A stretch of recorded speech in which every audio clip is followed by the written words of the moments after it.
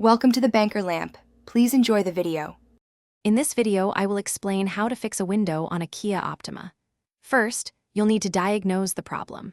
Start by checking if the window motor or the switch is faulty. You can often tell by listening for any clicking sounds when you try to operate the window. Also, use a multimeter to check for power at the window motor connector. This initial step helps pinpoint the exact issue, saving you time and effort in the repair process. Once you've diagnosed the issue, the next step is to gain access to the window components.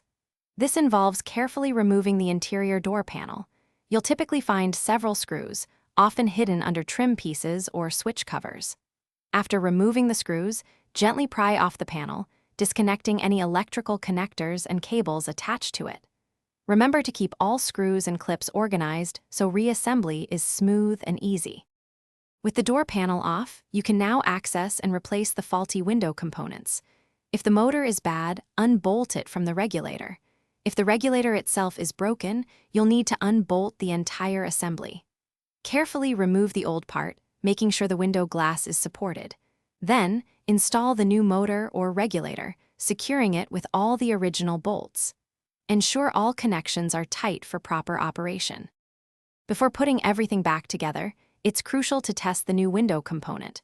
Reconnect the electrical connectors and operate the window switch to ensure the window moves up and down smoothly.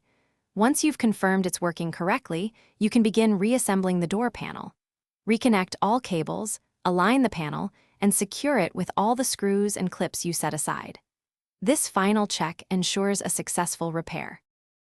Thanks for watching. If this was helpful, leave a like and consider subscribing. See you next time.